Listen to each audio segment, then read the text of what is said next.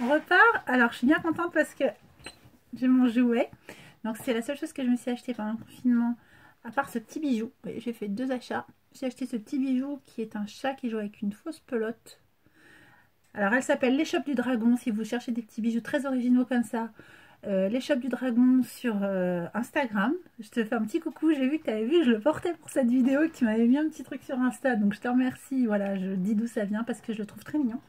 Et je me suis acheté cette machine. Vous voyez, 2 petits achats. Non, je me suis acheté cette machine parce que j'en avais très très envie. Bref, je vais vous demander de vous munir d'un petit bout de papier. Un papier qui a au moins un côté bien droit. On va se placer sous le pied de biche. Oui, oui, j'ai dit papier. Hein. Je suis tout à fait au courant. Je tape pas encore dans les boîtes. Alors, il est tard, j'ai mis mes lunettes parce que j'y vois plus rien. Mais j'ai dit papier. Vous allez monter le fil sur votre machine dessus, dessous. Donc, le fil du dessous, la canette. Du dessus et la canette. Comme si on s'apprêtait à coudre du tissu. Mais vous allez me faire une petite ligne en vous mettant sous le pied de biche et vous vous mettez, alors attendez, j'ai enlevé l'autre partie, je veux vraiment qu'on voit ça. Et vous vous mettez donc sous le pied de biche à droite, enfin le papier le long de la droite de votre pied de biche. Vous faites une ligne de couture. Je ne sais pas si vous voyez, voilà. Là, vous voyez ma ligne de couture ici, là. Vous allez mesurer ça avec un réglé. Je ne le fais pas à la seconde, je le sais. J'ai mesuré déjà tout à l'heure. J'ai mesuré l'autre jour en faisant mon bourse, etc. Je l'ai mesuré quand je l'ai acheté. Bref, je sais qu'au bord de ce pied de biche, je suis à 1 cm. Une couture d'1 cm, c'est ça en fait.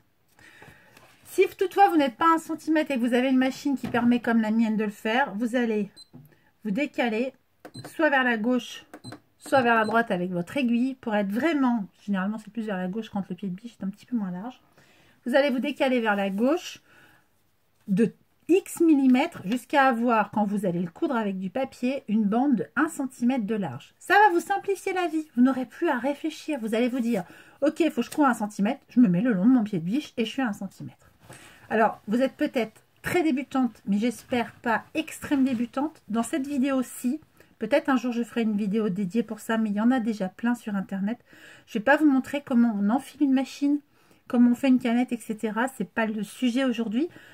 Donc, essayez, si vous ne l'avez pas trouvé encore chez moi, parce que je n'ai pas encore fait ce type de vidéo, de trouver le plus rapidement possible pour pouvoir vous engager dans un projet comme celui-ci, comme on fait une canette, etc.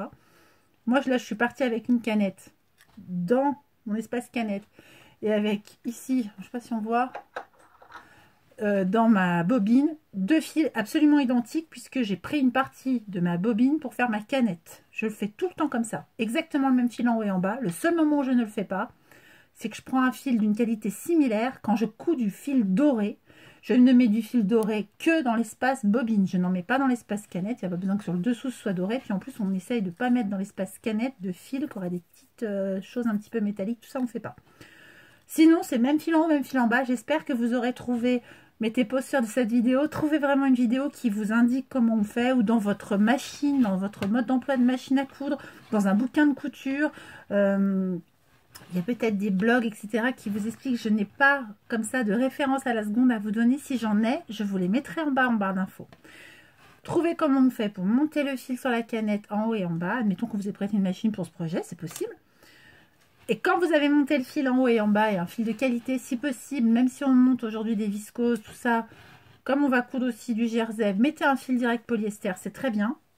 Si possible, une bonne marque. Moi, j'utilise Gutermann. On peut utiliser aussi Mettler, aussi Froufrou. Ce sont des bonnes marques de fil.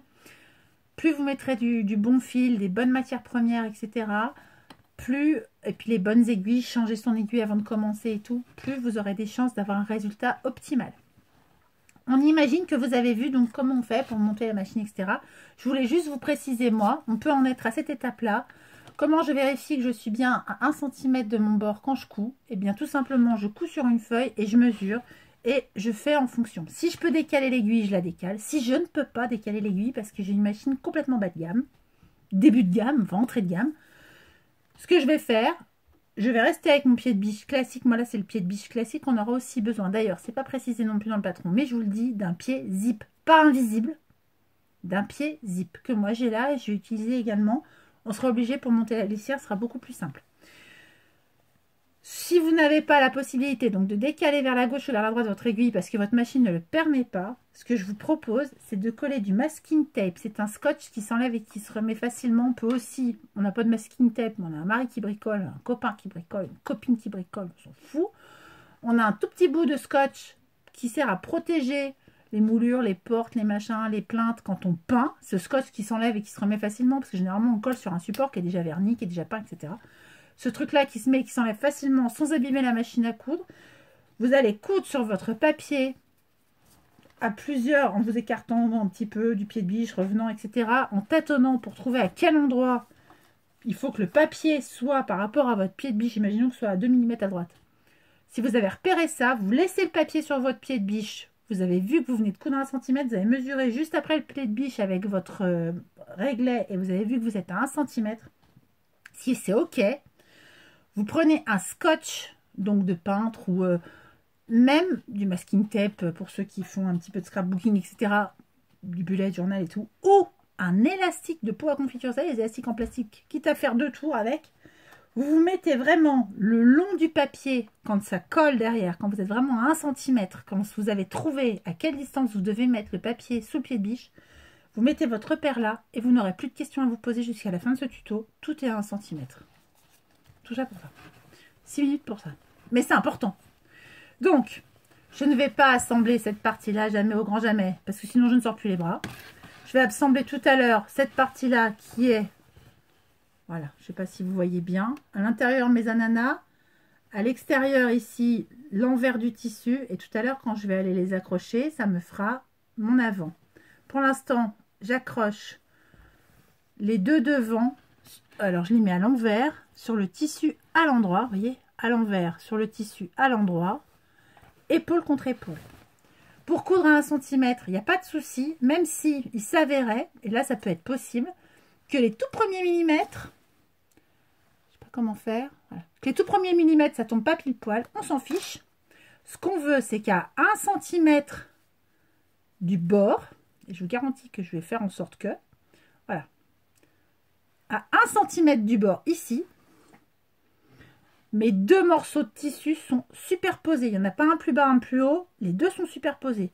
Même si ce n'est pas le cas dans les petites pointes. Vous verrez, à des occasions, ça peut ne pas être le cas dans les petites pointes, dans les dessous de bras, des choses comme ça. Il faut obligatoirement, mais là, il tombe bien le patron, mais il faut obligatoirement que ce soit le cas à 1 cm du bord. Quand je suis à 1 cm du bord, à l'endroit où je vais faire ma couture, donc là, je tiens l'épaule dos contre l'épaule devant. À l'endroit où je vais faire ma couture, il faut qu'à 1 cm du bord, il n'y a pas à chercher midi à 14 h, il faut vraiment qu'à cet endroit-là, mon tissu soit superposé en haut et en bas, pour que quand je démarre et que je finis ma couture, même si dans la marge, c'est moyen au niveau de la jointure, c'est pas exactement pareil, où la marge elle est un petit peu plus, comment dire, elle paraît un peu tordue d'un côté ou de l'autre, c'est pas grave. Il faut qu'on soit à 1 cm de cette foutue marge, et il faut qu'on démarre, que nos deux tissus soient vraiment bord à bord, pas un plus bas, pas un plus haut. Sinon, c'est des choses, c'est des décalages qui se verront.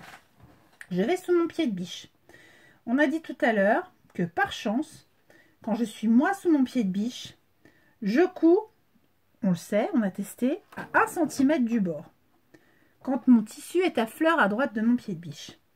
Par contre, vu que là, je commence une couture qui est un bord, c'est-à-dire que devant mon pied de biche j'ai du tissu mais derrière je n'en ai pas, au lieu de commencer pile poil à la jointure de ces deux morceaux, je descends d'1 centimètre et je vais faire mes premiers points en marche arrière.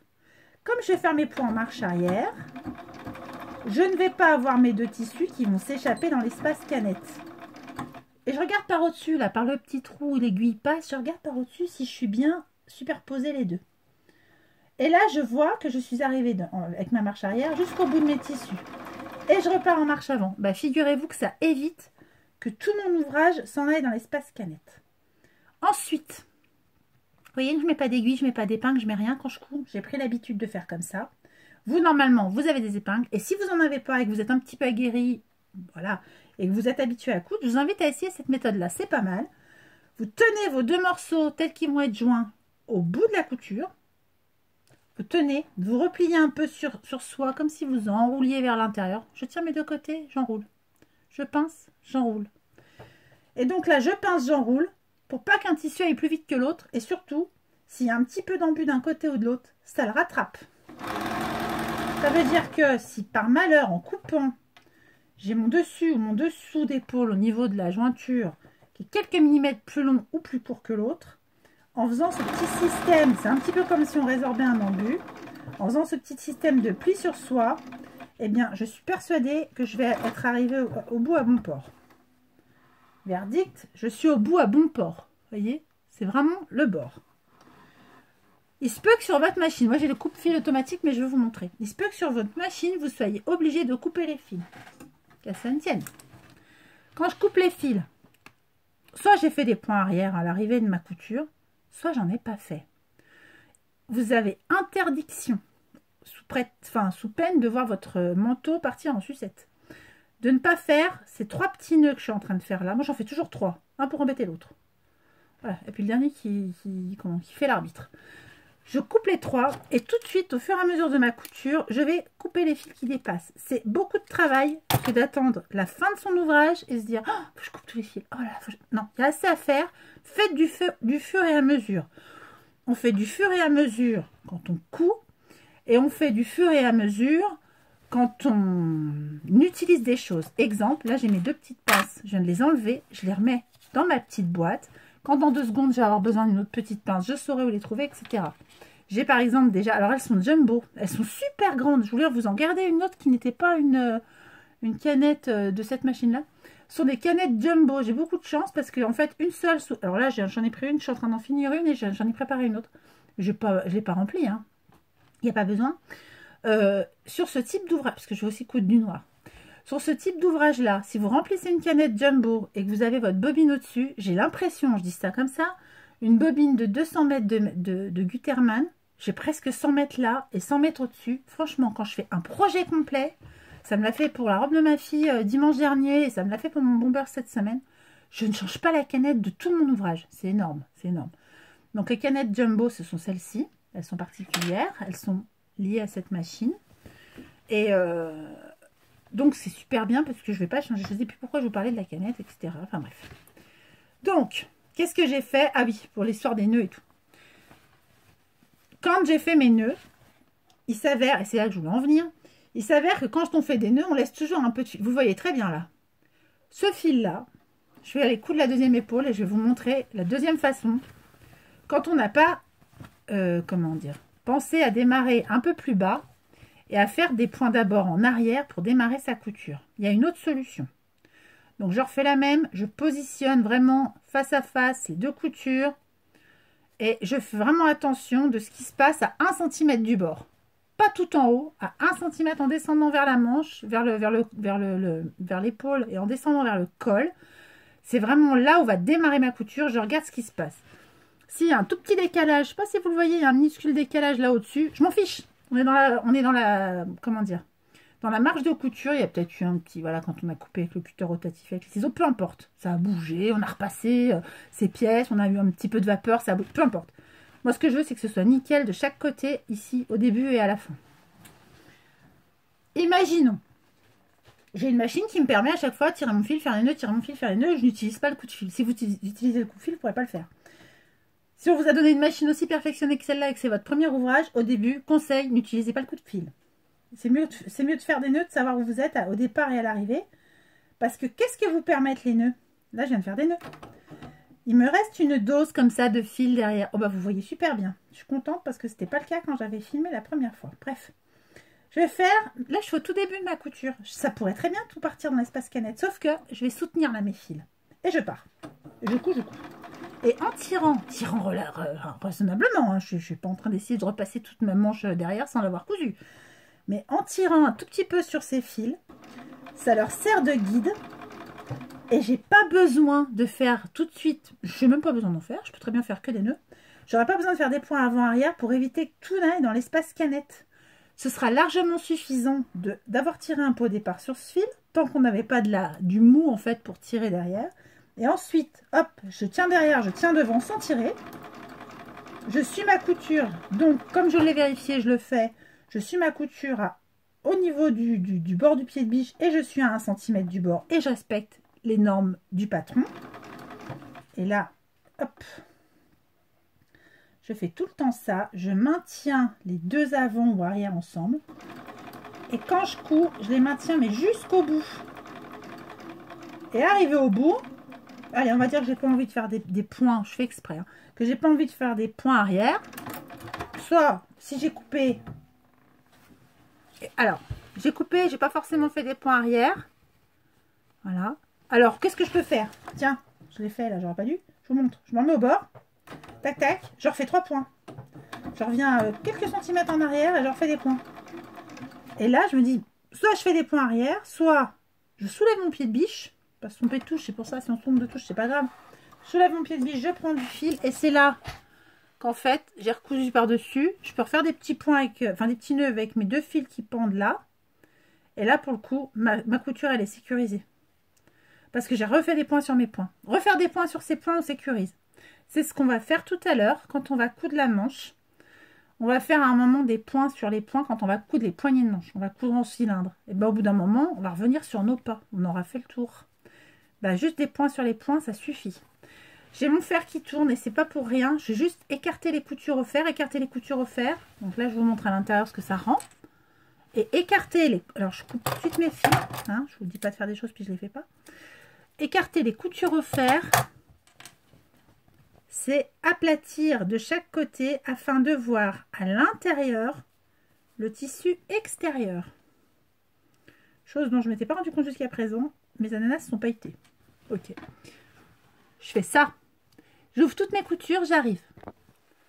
Voilà, j'ai bien aplati mes coutures au fer. Maintenant, alors je vais juste pousser un tout petit peu la machine. Je crois que vous n'avez pas forcément besoin de voir pour l'instant le devant de la machine. Je vais prendre une de mes manches. Normalement, sur mes manches, nous avons... Alors, je ne sais pas si elles ont été faites ou pas. Je ne la vois pas sur celle-là. Peut-être l'ai-je oublié sur une de mes manches. Oui. La fente d'un côté, ah bah vous voyez très bien. Pour dire que c'est l'avant. La double fente, je ne sais pas si vous voyez bien, il y a la double, pas forcément bien coupée, mais la double fente pour dire que sur le côté, c'est le... Puis alors là, ça l'a pas du tout coupé. Bref, pour dire que c'est le... Mince, je vais y arriver. Pour dire que c'est l'arrière. Et enfin, en haut, je la refais, c'est pas très grave. Je la passe dessus. Et tout en haut, la fente du milieu de manche. Vous voyez ou pas? Je sais pas si vous voyez là. Voilà, fente du milieu de manche. Elle était mal coupée, mais elle était là. Je pose cette manche à plat et je réfléchis. D'un côté, j'ai 2 fentes. De l'autre côté, j'ai une fente. Et en vérifiant,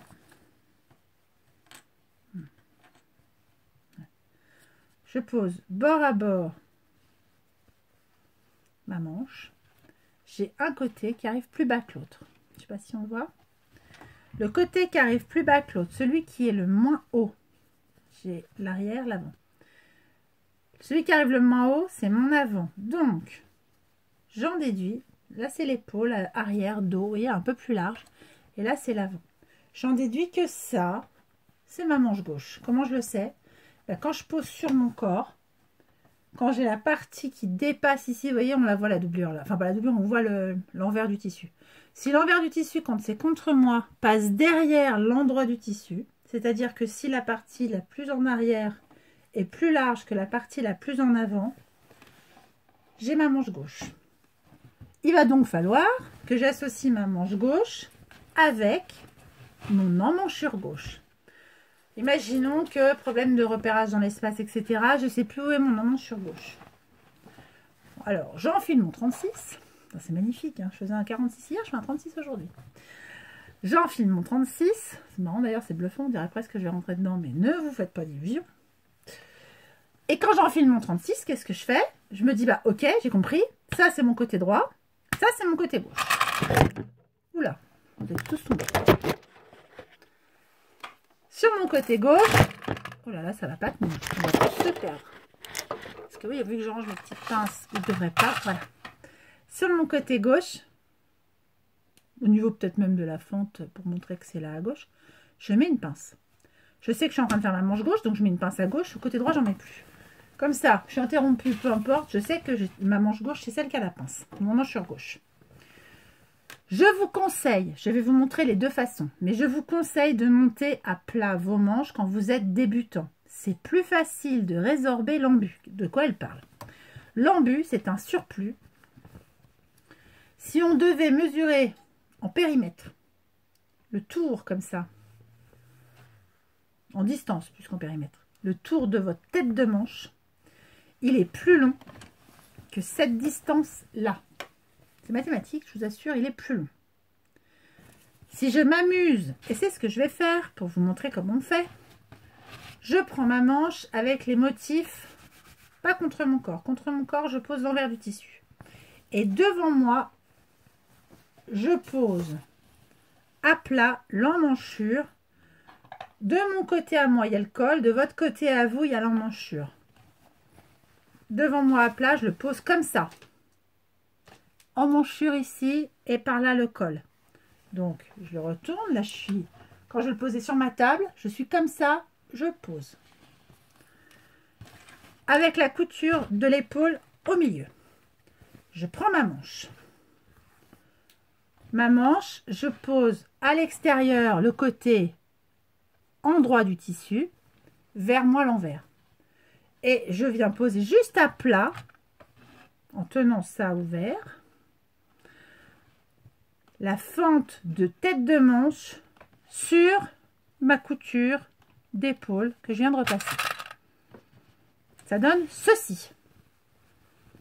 Hop, je vous montre. Sur votre table, ça donne ça. Et le côté contre la table, ça fera comme ça. Ensuite, je viens prendre une autre petite pince. Je la mets au bout, côté aisselle de la manche. La manche est ouverte. Ça, c'est la manche.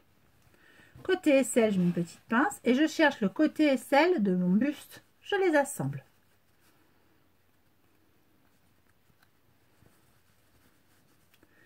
Et je les assemble comme ça. Comme si je m'apprêtais déjà à faire la couture côté, sauf que je la ferai avec la manche. Vous voyez ce que je veux dire? Je fais comme si j'allais partir pour une couture latérale. Je mets la pince comme ça. Je la mets pas comme ça. Je la mets ici. C'est important. Ça vous aide. Vous pouvez la laisser tout le long de votre couture. Je retourne de l'autre côté. Il me reste une aisselle côté manche. Quand je ne sais pas où est mon aisselle côté manche, c'est très simple. Je pose la tête de manche sur la manche. Puis je me dis, bah attends, fais voir comment tu vas être faite toi. Je la pose sur mon bras. Et je me dis, ah ok, l'aisselle, c'est ça. Ah ok, l'aisselle, c'est ça. Et j'assemble de côté aisselle de la manche au côté aisselle du buste.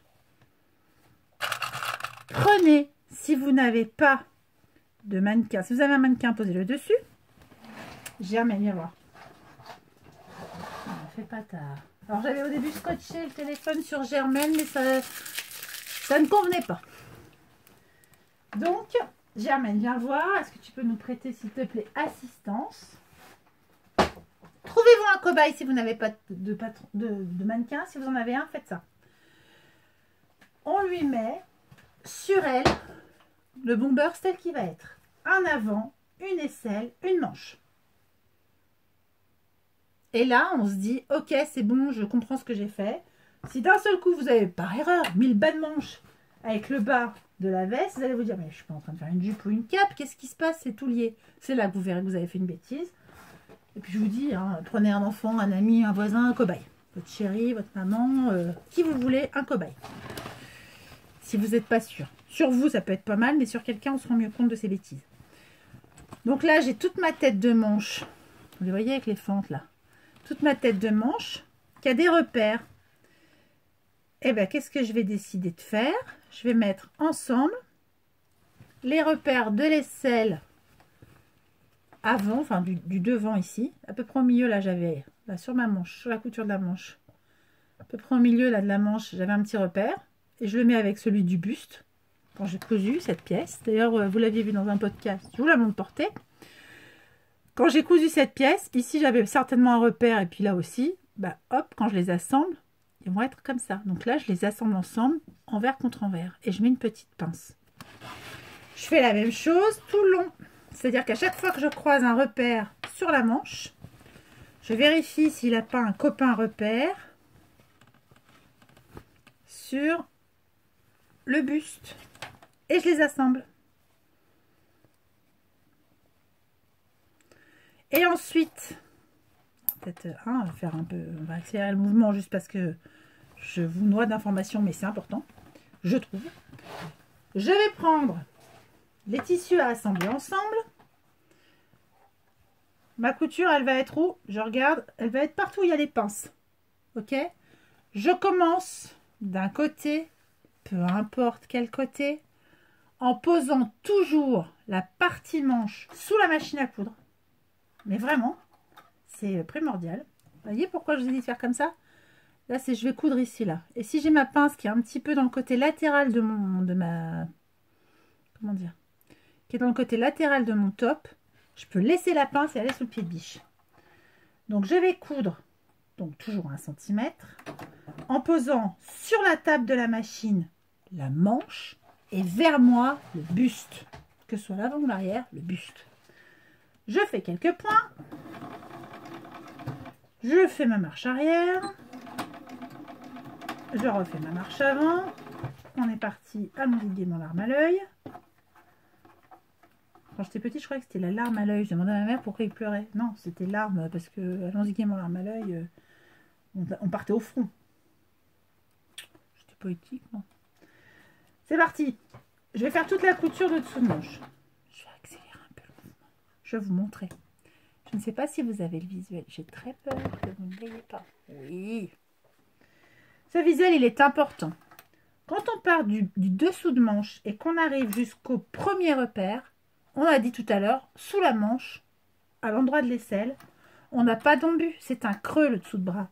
Ce n'est pas une bosse comme l'épaule. Donc, du dessous de manche, peu importe de quel côté vous démarrez votre manche, du dessous de manche jusqu'au premier cran, on peut y aller en mettant les deux tissus bord à bord. Jusqu'au cran, on n'a absolument pas d'embu. C'est-à-dire qu'on n'a pas à gérer de différence de distance entre ces deux points. Par contre, et c'est pour ça que je veux absolument que vous mettiez la manche sur la machine à coudre, vous allez avoir à gérer une bosse. Je ne sais pas si vous la voyez bien ici. Là, j'ai mon tissu imprimé. Là, j'ai mon tissu uni. Il y a celui de dessous qui dépasse. Petit à petit, en passant ma main sous l'avant du blouson, ou l'arrière, je ne sais pas de quel côté vous serez, et en faisant rapidement passer la partie manche, en l'aidant à avancer en fait, je vais maintenir mes deux épaisseurs l'une sur l'autre alors qu'elles ne font pas la même longueur. En pinçant, je vais faire, regardez, je pince, je tourne. Pourquoi je fais ça? Je vais vous donner un exemple tout bête. Imaginons que j'ai choisi de coudre ensemble ces deux parties. On va dire que cette partie-là, du dessous, elle est plus grande que la partie du dessus. Si on faisait courir deux personnes, une personne sur ce chemin à l'intérieur et une personne sur ce chemin à l'extérieur, en faisant partir d'un même point, c'est ce qu'on nous fait en faisant partir les emmanchures de sous les bras, la personne qui fait ce chemin-là fera plus de distance que la personne qui fait ce chemin-là. Pour reproduire cet effet, afin que le fil, quand vous allez coudre, admette de faire plus de distance en dessous qu'en dessus, on va placer sa main en U. Comment je fais? Alors déjà, on fait attention. Si ça pendouille vers l'avant, votre ouvrage, ça te fait du poids, ça ne vous aidera pas. Vous le mettez bien sur le côté ou derrière votre machine. Je vais maintenir ensemble mes deux épaisseurs. Je leur fais faire un U autour de mon doigt. Et j'oblige en fait le fil à faire plus de distance en dessous qu'en dessus. Et je maintiens comme ça, tout en passant de temps en temps ma main entre les deux épaisseurs et en veillant à ce qu'il n'y ait pas soit de faux plis, soit de froufrou. Et je continue. Quand je maintiens de cette façon les deux tissus, je simule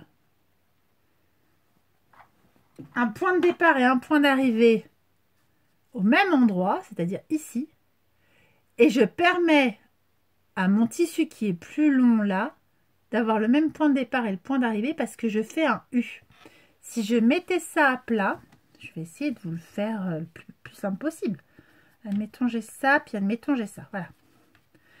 Là, je vais pouvoir, en mettant en U, démarrer à un endroit, finir à un autre, sans avoir de faux plis. Si je le faisais à plat, j'aurais ça. Si je le faisais à plat, ça gondolerait, ça me ferait des petits plis-plis et tout. Et il s'avère que quand je mets en U mes deux tissus, j'annule cet effet. C'est pour ça que vous devez toujours mettre la partie la plus longue, quoi que vous ayez à coudre ensemble, la partie la plus longue en dessous. Petite astuce pour les plus aguerris qui connaissaient un petit peu cette méthode, c'est celle que moi j'utilise quand je couds de l'élastique sur un tissu, une ceinture élastiquée par exemple, sur une jupette ou quoi. En dessous, je vais mettre la jupette qui est beaucoup plus longue. Et dessus, je vais mettre l'élastique. Et en jouant 1 sur la flexibilité de l'élastique, mais aussi 2 sur mon système de petits U, je couds beaucoup plus facilement de tissus, par exemple, qui pourraient avoir des distances différentes. Bah, retenez ça, parce que mine de rien, tout à l'heure, ou demain, je ne sais pas à quel moment je finirai ce tuto, on va coudre des bords-côtes qui sont donc extensibles mais plus courts sur du tissu en chaîne et trame qui lui est raide et n'est pas du tout flexible mais qui sera plus long. Alors, je sais pas si j'ai pas un peu aplati ma couture, c'est pas grave, ça m'embête un peu mais c'est pas grave. Enfin, quand je dis aplati ma couture, je suis passée sur la couture d'épaule et j'aurais aimé qu'elle soit un petit peu moins... je crois que j'ai tout entraîné d'un côté, c'est pas très grave, ça m'embête un peu mais c'est pas bien grave. Bon. Ce qui compte là, c'est de vous montrer comment je gère l'embu. Alors, c'est quand j'ai vu ça que je me suis dit, oh là là, mais comment ils vont faire les débutants? Et en fin de compte, c'était pas pour les débutants, donc c'est aussi pour ça que fallait pas s'inquiéter. Attendez, voilà, hop là. Donc je fais le U, je force le tissu du dessus, le tissu du dessous. Voilà. Je continue. Je pince mes deux tissus. J'ai bien vu ici qu'il y avait un embu, vous le voyez vous aussi? Je fais comme s'il n'existait pas trop et je force mes tissus à faire le U. Alors faire le U et puis aussi passer entre les deux est obligé par moment, des fois on est obligé de le faire, le tissu du dessous à faire des micro vaguelettes. Vous voyez mes doigts entre les deux là, à faire des micro vaguelettes qui permettent aussi, alors ça peut faire des fronçonnettes mais ça va pas faire des fronces. Ça va faire quelques petits foufous sur l'épaule qui permettent aussi, quand on a un très fort embu comme là, il est quand même assez fort de l'autre côté du bras, quand on a un très fort embu, de le, comment dire, de le résorber. Une chose importante, votre deadline, votre date limite, votre endroit limite pour arrêter d'avoir une différence entre le dessus et